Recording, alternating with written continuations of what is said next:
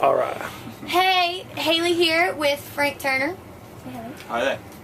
Okay, so let's start the interview off on a high note. You got the wonderful opportunity to play at the London Olympic Games opening ceremony. Tell me a little bit about that and what it's like getting asked to do such a huge thing. It was weird. I mean, in a good way. But I just got a phone call from basically saying that Danny Boyle wanted to have a meeting. Danny, you know, he's the film director who did Slumdog Millionaire and all that kind of thing.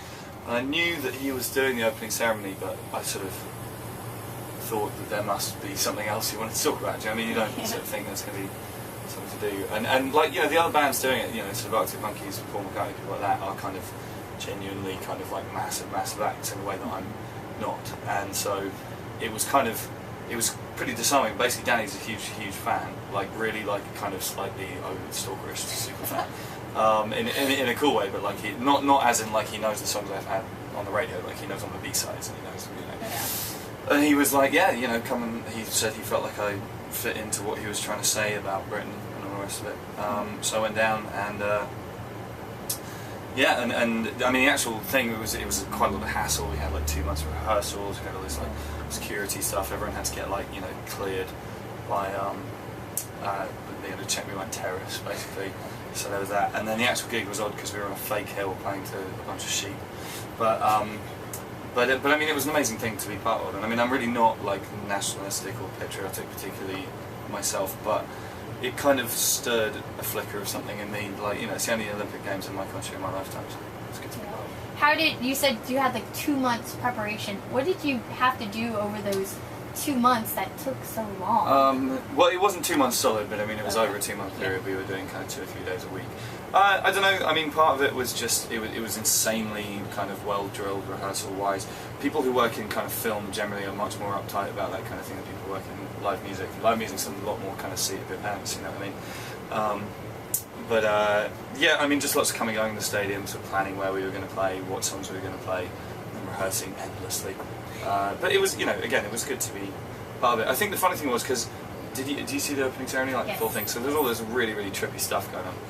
And the weird part at first was that we were wandering around a stadium full of kind of giant Voldemorts and all that kind of thing. And then the weird thing after a while was that you just kind of completely got used to it. And there's just like they had like 12,000 volunteers there, and you know, people dressed as miners and nurses, and you're just sitting around having a casual chat with anyone dressed as something really odd, like ninjas and all the rest of it. And it just kind of became kind of normality for a little while. Okay, now your music has a lot of different sounds to it. Do you think that all those different sounds allow a lot of different kind of people to connect to the music as well?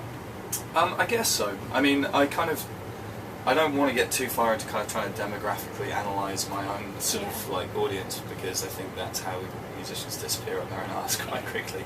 But I mean, having said that, something I'm really happy about and pleased about and almost proud of is that there is a wide range of people who come to my shows. It's not just all one kind of social or music scene, you know, and there's a big age range and there's people from all different walks of life, and I think that's really cool, you know. I mean, when I started out doing what I did, I spent a lot of time calling what I do folk music, which on some levels it is, on a lot of levels it arguably isn't. But the reason that I use that word is because I wanted to make it clear it was music for everybody, you know, it's music for people. It's everyone rock and roll, you know. And so yeah, I mean, I guess I just throw in whatever I think sounds good. Do you know what I mean? It's just my taste in music propagated. I know you're going back into the studio soon to record another album. Do you plan on continuing that on this new album, and how do you think it'll be different? Yeah, well, again, I mean, I'm not trying to skip the question, I promise, but like, you know, again, the new record isn't done yet, and then when I first started writing this for solo stuff, all I did was sit down with the guitar and try and write a good song. And that's still what I'm doing now, you know. And I don't want to sit down and start trying to analyse it, particularly when it isn't finished yet, because I think that's how you know, it's like you kill the butterfly by dissecting it or whatever, you know. I mean, I'm excited about the new record. That's a boring thing to say. If I wasn't, then I just wouldn't be going to the studio yet. Do you know what I mean? But we've got. I mean, at one point there was 25 songs on the file, which is obviously way too many. Not going to do a double album because that's Kiss of Death. But it's kind of cool because it means that it's going to be all killer and no filler. I'm really excited to get into the studio.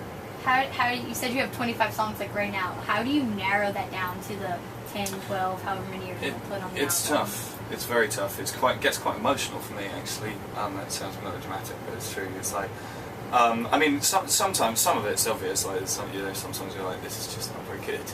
Or there are occasions when I sort of realise that two songs are pretty similar, but either musically or lyrically, or indeed both. They're kind of ploughing similar furrows, so you pick the better one, you know. Yeah. But there's certainly, I mean, at the moment we're down to about 15. We still need to lose 2 or 3, and I really just cannot see my way.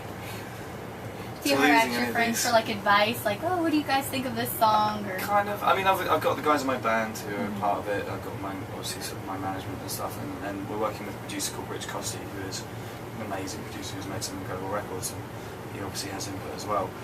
I have like 1 or 2 very select people who I send demos to for opinions.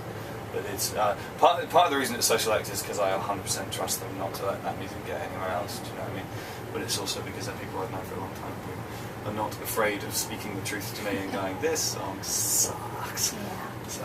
Those are the best kind of friends. Yeah. Now, outside of actually, obviously, recording the vocals and all, how much involvement do you usually have in your recording process? As close to 100% as I can, really. I mean, you know, I don't...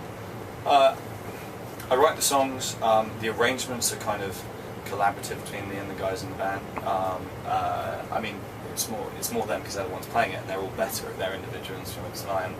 You know, I mean, I can just about make my way through a drum beat, but my drum and was incredible, for example. But I think, you know, when the actual recording's taking place, I will be sitting in whilst every drum take goes down and making sure that it's right and making sure that it does exactly what I want it to do. You know, I'm kind of perfectionist. Well, that might be a little bit of a problem whenever you're recording an album, but well, it turns out the best album. Get the best album out it means it's a lot of work. I mean, I'm kind of slightly kind of trepidation. I have slight trepidation about the forthcoming month of October because I'm not going to be sleeping much. I'm going to be working my arse off, and it's going to be almost one of the things you have to be careful not to do is to get completely lost in the detail. Occasionally, you need to kind of take a day to walk away and not listen to anything, so you can step back and see the bigger picture of it. But you know, it needs to be right.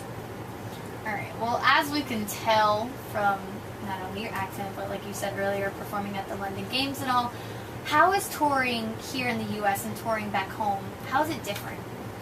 Well, there's little things. I mean, people travel for gigs in this country in a way they don't in the UK. If you don't play within like 20 minutes of someone's house in the UK, then you're not playing where I am.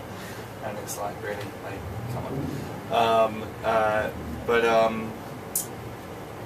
So there's that. I mean, I'm much more closely associated with the punk rock scene in the USA, which has to do with being signed to Epitaph and touring with bands like Offspring, Gaslight, Social D, that kind of thing. I mean, you know, I don't really care either way about that. I mean, I guess in the UK I did slightly distance myself from the punk scene when I started out because I'd just been in a lot of punk bands for a long time and I didn't want to kind of get stuck in a rut, and nor did I wish to become the sort of token guy with the acoustic guitar in the punk scene. Do you know what I mean? It's not really interesting to me.